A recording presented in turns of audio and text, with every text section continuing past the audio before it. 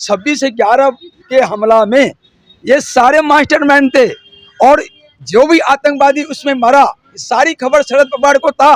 शरद पवार तो अपराध की गर्भ से नस्ल का ये जो उसकी पार्टी है एनसीपी, अपराध की दुनिया से जन्म लिया हुआ पार्टी है। तो अपराध की दुनिया में जन्म लेंगे तो आपको गोली का बदला गोली नहीं मिलेगा, आपको फूल तोड़े पड़ सकेगा को। अगर हिम्मत हो तो बम बम महाराज नौटिया पर दिल्ली में मुकदमा दर्ज कर दे। अगर वो गलत, हम गलत होंगे तो हम जेल जाएंगे, नहीं तो उनको जेल जाना होगा। क्योंकि 26/11 की हमला आतंकवादी हमला नहीं था, कांग्रेस शासन प्रायोजित शरद पवार मुख्यमंत्री महाराष्ट्र के द्वारा प्रायोजित सुनियोजित षड्यंत्र था 26/11 का हमला। अच्छा, पप्पू यादव जी कह रहे हैं कि हमें 24 घंटे का मोहलत दिया जाए, हम लॉरेंस बिश्नोई को निपटा देंगे, क्या कहते हैं? पप्पू यादव जी का भी जन्म अपराध की दुनिया से ही है, खुद बड़े बड़े अपराधी हैं, जेल सजा काट के घूम रहे हैं। अब जब पप्पू यादव ये कहते हैं कि 24 घंटे में लॉरेंस बिश्नोई के गैंग को खत्म कर देंगे, इसका मतलब साफ है जो पप्पू यादव अपराध जगत की दुनिया में एक बहुत बड़ा अपराधी है। सलमान खान, शाहरुख खान और आमिर खान ये सब सबसे बड़ा आतंकवादी है। सलमान खान ने अपनी सारी शूट्स कैंसिल कर दी है आगामी दिनों के लिए। उनका कहना है कि कुछ भी हो सकता है, आपको क्या लगता है? नहीं, कुछ भी हो, डर के रहना चाहिए भाई। सलमान खान। मैं एक बात बताऊं, हम तो नहीं डर रहे से, किसी आतंकवादी से, किसी अपराधी, हम तो नहीं डर रहे, आम पब्लिक नहीं डर रही है। ये क्यों डर रहा है? इसका तालमेल उससे है। नमस्कार, अभी की जो सबसे सनसनी न्यूज़ है कि बाबा सिद्दीकी का मर्डर किया गया है और उसकी जिम्मेवारी ले ली है लॉरेंस बिश्नोई गैंग ने। हमारे साथ बात करने के लिए मौजूद हैं यहाँ पे कुछ लोग और वो बताएंगे कि क्या सोचते हैं, क्या लग रहा है। आप देखिए, सबसे पहले तो मैं आपको अपना परिचय दे दूं। मेरा नाम बम बम महाराज नौटिया हुआ, बिहार से हूं। और जो बाबा सिद्दीकी की बातें आई हैं, उनकी हत्या हुई है। हत्या किसी प्रकार की होती है उसका हम लोग निंदा करते हैं, लेकिन जो बाबा सिद्दीकी जैसे लोगों की हत्या हुई है, तो बाबा सिद्दीकी जैसे लोग एक अपराध की दुनिया की उपज है। और जहाँ तक नेशनल पार्टी की बात, ये एनसीपी पार्टी की ये नेता की बात सामने आता है, तो आप देखिए एनसीपी का सबसे बड़ा टॉप लीडर शरद पवार जी हैं।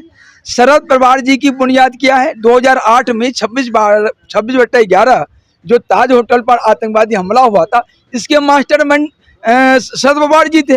तो जो व्यक्ति, जो पार्टी ही अपराध की बुनियाद नहीं, नहीं, ऐसे आप नहीं कह सकते कि मास्टरमाइंड है, प्रमाण है, प्रमाणित नहीं हुआ है। प्रमाण है, प्रमाणित तो तभी होता है जब ये केंद्र में शासन में कांग्रेस नहीं होती। ये मनमोहन सिंह सहित सोनिया और जो शिंदे और गृह मंत्री वगैरह थे, चिदम्बरम वगैरह, सारे ये दिग्विजय सिंह वगैरह, 26/11 के हमला में ये सारे मास्टरमाइंड थे और जो भी आतंकवादी उसमें मरा, सारी खबर शरद पवार को था। शरद पवार तो अपराध की गर्भ से नस्ल का ये जो उसकी पार्टी है एनसीपी, अपराध की दुनिया से जन्म लिया हुआ पार्टी है। तो अपराध की दुनिया में जन्म लेंगे तो आपको गोली का बदला गोली नहीं मिलेगा, आपको फूल तोड़े पड़ सकेगा वहाँ। जी, ये तो सही बात है, क्योंकि अभी उनके ऊपर 462 करोड़ रुपए का लैंड एक्विजिशन का भी मामला चल रहा है जो सीबीआई ने लगाया है उनके ऊपर। बात ये है, मैं क्या कह रहा हूँ, मुंबई में इस वक्त अपराध जगत हावी है। बॉलीवुड, पूरा बॉलीवुड भारत के खिलाफ जब से इसकी स्थापना हुई है तब से अघोषित युद्ध लड़ रहा है और ये बॉलीवुड ने भारत को बहुत हद तक पराजित कर दिया है। आपको इसके बहुत सारे प्रमाण मैं बम बम महाराज नौटिया देने को तैयार हूँ। कोई भी व्यक्ति, अभी आप कह रहे हैं ना, जो आप आरोप लगा रहे हैं, शरद पवार जी को अगर हिम्मत हो तो बम बम महाराज नौटिया पर दिल्ली में मुकदमा दर्ज कर दे। अगर वो गलत, हम गलत होंगे तो हम जेल जाएंगे, नहीं तो उनको जेल जाना होगा। क्योंकि 26/11 की हमला आतंकवादी हमला नहीं था, कांग्रेस शासन प्रायोजित शरद पवार मुख्यमंत्री महाराष्ट्र के द्वारा प्रायोजित हिंदुओं को बदनाम करने का एक षड्यंत्र था, सुनियोजित षड्यंत्र था 26/11 का हमला। अच्छा, पप्पू यादव जी कह रहे हैं कि हमें 24 घंटे का मोहलत दिया जाए, हम लॉरेंस बिश्नोई को निपटा देंगे, क्या कहते हैं? पप्पू यादव जी का भी जन्म अपराध की दुनिया से ही है, खुद बड़े बड़े अपराधी हैं, जेल से सजा काट के घूम रहे हैं। अब जब पप्पू यादव ये कहते हैं कि 24 घंटे में लॉरेंस बिश्नोई के गैंग को खत्म कर देंगे, इसका मतलब साफ है जो पप्पू यादव अपराध जगत की दुनिया में एक बहुत बड़ा अपराधी है, तब तो वो 24 घंटे में उसको खत्म करेंगे। इनका भी बहुत बड़ा नेटवर्क है। हमें तो लगता है बाबा सिद्दीकी को मारने में पप्पू यादव का ही हाथ है। बिल्कुल, जब लॉरेंस बिश्नोई को 24 घंटे में निपटा सकता है, इसका मतलब इसके पास बहुत बड़ा नेटवर्क है। तो ये लॉरेंस बिश्नोई को बदनाम करने के लिए पप्पू यादव ने बिहार के बवासीदी से ज्यादा इज्जत दी। बदनाम कैसे आप कह सकते हैं, क्योंकि बदनाम तो नहीं, उनके ग्रुप ने ही ये ले लिया है जिम्मेवारी कि हमने मर्डर किया है। ग्रुप ने जिम्मेदारी क्यों लिया जानते हैं? ये अपराध की दुनिया है, अब लोग डरेगा इसके नाम से। तो जहाँ 1 रुपया मिलता मतलब दाऊद गैंग का खत्म कर दिया है वहां पे बिश्नोई ने। दाऊद गैंग, मैं क्या कर रहा हूँ, ये अपराध जगत है, नहीं भी करेगा तो भी नाम ले लेगा ताकि लोग हमारे नाम से डरे। जहाँ 1 रुपया मिलेगा वहां 100 रुपया मिलना चालू हो जाएगा। अपना ग्रेविटी अपराध जगत का अपना धाक जमाने के लिए और उगाही को बल देने के लिए ये लोग अपना कबूलनामा करते हैं, हमने कराया, चाहे वो करे या न कराए। मेन बात ये देखिए, पप्पू यादव भी जो ये स्टेटमेंट दिया है ना, पप्पू यादव को पूछिए ना, वो जेल गया, जेल में सजा काटा नहीं काटा है, वो तो उसकी बीबी MP थी तो उसको बचा लिया, नहीं तो उसको फांसी हो जाता। मेन बात ये है, पप्पू यादव ऐसे व्यक्ति और बॉलीवुड ऐसे मतलब संस्थान को सरकार को चाहिए सख्त कानून बनाकर कंट्रोल करें, ऐसे ऐसे लोगों को संसद जाने से भी रोके। और खास करके 3 खान जो दाऊद ग्रुप का मेन है, सलमान खान, शाहरुख खान और आमिर खान, ये सब सबसे बड़ा आतंकवादी है। सलमान खान ने अपनी सारी शूट्स कैंसिल कर दी है आगामी दिनों के लिए। उनका कहना है कि कुछ भी हो सकता है, आपको क्या लगता है? नहीं, कुछ भी हो, डर के रहना चाहिए भाई। सलमान खान। मैं एक बात बताऊं, डर हम तो नहीं डर रहे से, किसी आतंकवादी से, किसी अपराधी हम तो नहीं डर रहे, आम पब्लिक नहीं डर रही है। ये क्यों डर रहा है? इसका तालमेल उससे है। तो तालमेल में देखिए, अपराध जगत में थोड़ी सी लेन देन में या थोड़ी सी व्यवस्था में कहीं विसंगति आती है तो उसको मरने का खतरा हो जाता है। तो सलमान खान और लॉरेंस बिश्नोई कहीं ना कोई तालमेल है, उस तालमेल में कहीं ना कहीं विसंगति हुई है। विसंगति हुई है, सलमान को डर होने लगा है कहीं मुझे टपका न दे, इसलिए वो ऐसा कर रहे हैं। भाई तू पहले उसके साथ जुड़ा हुआ था, साबित करता है। अगर तू जुड़ा नहीं रहता तुम्हें डर नहीं होता। इससे क्यों डर रहा है? डर क्यों रहा है? मतलब कहा जा सकता है कि एक लड़के ने पूरे बॉलीवुड और महाराष्ट्र को हिलाकर रख दिया। बात ये है, एक लड़के तो पूरा विश्व को भी हिला कर रख सकता है अपराध जगत में।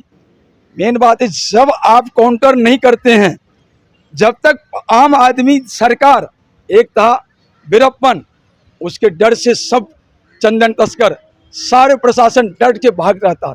लेकिन जब प्रशासन कहा नहीं इसको खत्म करना है तो वीरप्पन कहाँ चला गया पता नहीं है। ये अपराध फलता ही फूलता है सरकार के संरक्षण में, चाहे सरकार के संरक्षण में जो कोई भी हो। सरकार जब तक आंख बंद करके है तब तक अपराध जगत फलेगा फूलेगा। आपको क्या लगता है कि लॉरेंस बिश्नोई को सरकार अब सबक सिखाएगी? बात ये, सरकार तो जब मर्जी तब सबक सब किसी को भी सिखा सकता है। सरकार एक ताकत है, बहुत बड़ी शक्ति है। सरकार की लापरवाही का परिणाम कोई भी अपराधी का पनपना होता है। अपराधी पनपता ही सरकार की लापरवाही की वजह से है। और सरकार की लापरवाही में सिर्फ केंद्र में या राज्य में सरकार नहीं होता, ब्यूरोक्रेसी होता है। सरकार को चलाने वाला कौन है? ब्यूरोक्रेसी। ब्यूरोक्रेसी करप्ट होता है तो अपराधी जगत फलता फूलता है। ब्यूरोक्रेसी जहाँ सजग होता है अपराध जगत खत्म हो जाता है। अभी यूपी के ले लीजिए, ब्यूरोक्रेसी अपराध जगत के ऊपर नकेल कस रखा है, नकेल कसा हुआ है। कैसे कह सकते हैं, बहराइच में अभी जो घटना घटी है, जो कल की घटना मतलब परसों की घटना है, विजयदशमी के दिन जब वो जुलूस निकल रहा था उसमें पत्थरबाजी होती है और पत्थरबाजी के बाद गौतम मिश्रा नाम का लड़का है उसको गोली मार दी जाती है। तो कैसे कह सकते हैं कि यूपी में मतलब ये आतंकवाद नहीं है? बहराइच की जो बात है, ये सिर्फ इसको बहराइच से मत जोड़िए, पूरे भारत में इस तरह की घटनाएं हो रही है। इसके पीछे जो जड़ है, इसके पीछे जड़ है गद्दार नेहरू की गद्दारी, कांग्रेस पार्टी की गद्दारी। और इसके साथ सबसे बड़ा अगर कोई अपराधी है तो मैं डायरेक्ट इस मन से कह रहा हूं, वो है सुप्रीम कोर्ट के सभी जजों की नाइंसाफी, ये सुप्रीम कोर्ट भी भारत के खिलाफ, खास करके सनातन धर्म और हिंदुओं के खिलाफ अघोषित युद्ध 74-75 साल से लड़ रहे हैं। अगर सुप्रीम कोर्ट इस देश में न्यायिक होता, न्यायविद होता, सही आकलन करने वाला न्यायाधीश होते, तो ये घटनाएं बहराइच की क्या पूरे भारत में कोई घटना नहीं घट सकती थी। इसके लिए अगर मैं अपराधी मानता हूं किसी को, तो वो सुप्रीम कोर्ट है और दूसरा कोई नहीं है। बहुत बड़ी स्टेटमेंट है। चलिए, हमसे बात करने के लिए बहुत बहुत धन्यवाद आपका।